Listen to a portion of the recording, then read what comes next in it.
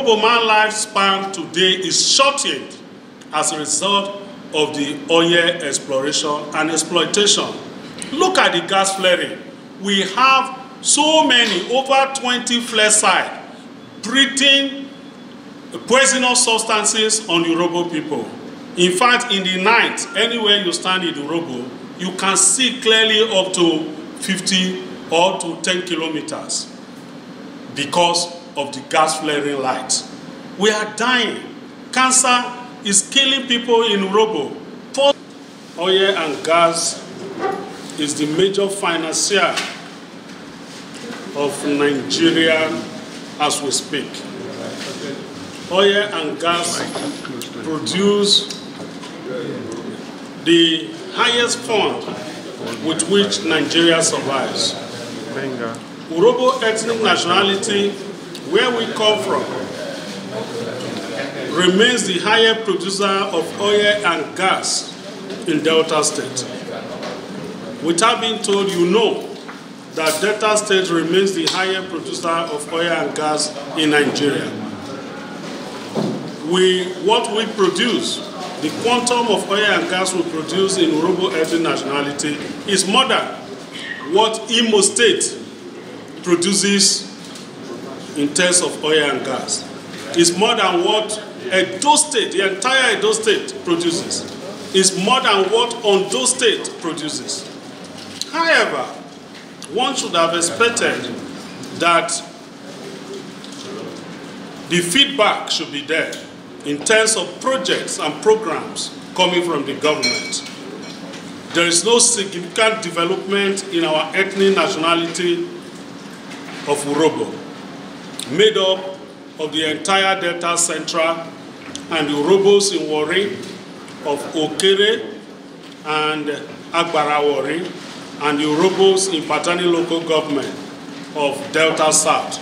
Hence you saw that the senator representing Delta South was with the senator of Delta Central. No development. NDDC does not treat Urhobo people well. We expect NDDC to treat us well. The few projects we have in Urhobo ethnic nationality from NDDC are abandoned. In fact, this year project of 2024, there is no single project one can lay hands on from the Ministry of Niger Delta Development. Not to talk of other ministries such as Ministry of Agriculture, Ministry of Water Resources Development, and the rest. So there is pure marginalization. And our people begin to feel that because we are a peaceful ethnic nationality, hence we are being given unfair treatment. But we remain committed to peace and progress of Nigeria. So the purpose of this visit is to tell our senator the problem facing us, which they know. Today, we have compiled all the facilities in oil and gas into a single document. And when you see that document, you cry for Urhobo ethnic nationality. We have what it takes to become a nation, to become a state or a country. We have access to the sea. We have large agricultural land that can feed us and even do export. Yet, when people were advocating to secede from this country, we remain with one Nigeria. But we have not received the dividends of democracy.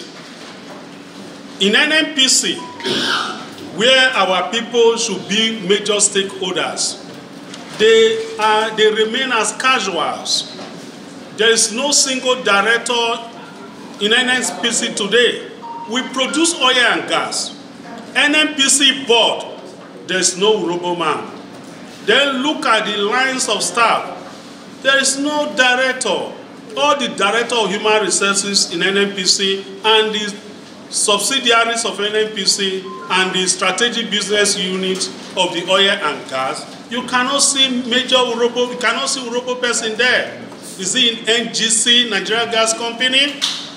Is he in Nigeria Upstream Petroleum Development Company? Is it nappies? Our people are shortchanged. This is why we have come to present a compendium of compilation of Urhobo facilities in oil and gas to our National Assembly members, that they should know that we are major producers. Even the 30% that is being given to governors to develop the oil producing area, for the past 9 years, mostly when Governor Okowa was governor of Delta State, he squandered the 30%. Squandered this money. The Constitution did not say who this 30% should be given to. It was by executive fiat that Obasanjo gave this 30% as prescribed by the Constitution to state governors. My brother, get to South-South, you will cry whether the 30% is being used for the area. So governors are living like kings in the eastern part of the world. They live like kings of Dubai and the rest with the 30%. They buy properties in Lagos, in Dubai, and everywhere. Okowa took Urhobo money to develop his personal empire and his own community, where oil is not found. That is a major sin against the people of the oil producing area and Urhobo in Delta State. So in all corners, at the federal level and at the home level, Urhobo people are being relegated to the background. The question we are asking, should we be violent before we could be recognized? The answer is no. We will continue to advocate for the development and the upliftment of Urhobo people in Nigeria. This is why we have come to visit the National Assembly members today, senators and House of Reps, to give them the volume 1 of the compilation of our oil and gas. Let me tell you, look at the PTTF, Petroleum Technology Training Fund. That money is meant for human capital development of the people of the oil region. Every year, PTTF sends people for overseas scholarship. There are no Urhobo people there, and we produce oil and gas. We have engineers, we have accountants, we have management experts, we have agricultural experts. Is it a sin to be peaceful? Like I said in my speech, when you see that publication, you won't see Ogene Rukere there, you won't see Ogene Mine there, you will see Ogbari Emu there, you will see Musa, you will see Abu Karim, you will see Okafor, you will see Dayo, and we produce oil in large quantum. What stopped PTDF of also taking our people for overseas scholarship? In fact, we are pained and we are calling on the federal government to do something urgently to alleviate the status of the people of Urhobo ethnic nationality. We are peaceful, we remain committed to the Constitution of the Federal Republic of Nigeria, but we reject any attempt to turn us to second-class citizens in our own given country. In fact, Urhobo man is facing second colonization. The British colonized Nigeria and left us in 1960. The Shell Petroleum Company were in charge of the oil assets in our area. Now, they sold these assets to other foreigners, to people we do not know. They should have given us the right of first refusal, whether we will buy or not. Are we not entitled to even equity share? Now we are in the second colonization. People are now coming from abroad when Shell left the onshore, the production on the land.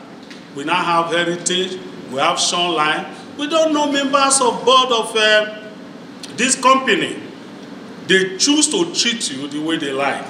We cannot fish, we cannot farm, because the ecosystem has been bastardized. In those days, I used to go to farm with my grandmother. A piece of land would give you a huge quantity of harvest. Now, times 300 of that piece of land you cannot make even half of such harvest. So, Urhobo man lifespan today is shortened as a result of the oil exploration and exploitation. Look at the gas flaring. We have so many, over 20 flare sites, breathing poisonous substances on Urhobo people. In fact, in the night, anywhere you stand in Urhobo, you can see clearly up to 50 or to 10 kilometers because of the gas flaring lights. We are dying. Cancer is killing people in Urhobo. Prostate is killing people. Prostate cancer is killing people in Urhobo. High blood pressure is killing people because of these harsh substances we breathe in every day. If you put your hands into your nostril, it is black substances you will bring out. And the government of this country is doing nothing about it. Should you continue to flare the gas when we can use this gas for domestic purpose, for industrial purpose? Because of our huge gas reserve, we are not telling government to establish LNG in Urhobo land, in Urhobo North, and establish local government. Because the gas is there. Why wasting them? I cannot access the gold in Nigeria today. The quantum of gold, the gold reserve we have in Nigeria is more than the gold reserve in South Africa. Individuals, families are mining the gold. Nigeria is not making money from the gold reserve we have in Nigeria. But I cannot tap my oil. I cannot tap my gas. My money is meant for the development of the entire Nigeria. But the gold deposit and other solid mineral you have in other parts of this country is meant for the family. That is an injustice. Injustice breeds war. Injustice breeds crisis. We, the peaceful people of Urhobo Nation, we are calling on the federal government to do justice to the Urhobo people. In fact, federal government should stop giving the 30% to the governors. They are squandering them. Once a man becomes governor, he becomes a billionaire. In fact, Senator Okowa is a trillionaire. Today, he can do and undo because of Delta money in his coffers.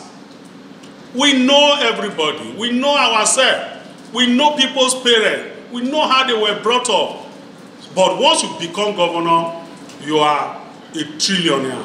You are a multi-billionaire in Nigeria. And the law is so porous. Any role I can play in order for you to succeed in your mission, you should please count me in. Pollution, about casualization, seeding of oil wells. These are, I believe, petitions that can be laid before the Senate officially, and maybe that is a way forward that if, as a result of this meeting, you are to prepare a petition that itemizes these grievances, supported with data, supported with relevant facts, then that presentation can be used to push home steps that can be taken to correct any wrongs that have been done to the Urhobo people. This is a struggle that we've been having to draw the attention of government to the plight of our people. You cannot, I want to say it in this way, you cannot be the breadwinner of a family and be the one to suffer all the punishment in the family. It doesn't work that way. No. It doesn't work. If you're the breadwinner who is providing food for the family, it just requires that to whom much is expected, much should be given. That's the true position. But Nigeria, I want to say it categorically, that has not been fair to our people. And I also want to put it on record that if these oil reserves were to be in other areas of this country, the deltas will not have any share out of it. I want to say it, and that is the truth. We should not shy away from it. So I think it's time that the government needs to pay attention. From the creeks of the Niger Delta, the creeks of Delta State, to the land of Isoko, Urhobo, Shekiri, the agitations are very strong. Are very, very strong. And government has to do something. The companies have to live up to their expectations. So I want to thank you for coming, and I just hope that as we join us together, we will begin to have lasting peace in our environment. We cannot, I want to re-emphasize, we cannot have peace without justice. It's just a waste of time. It's justice that brings about peace. You cannot have peace without justice. For the Niger Delta to have a lasting peace, we need justice.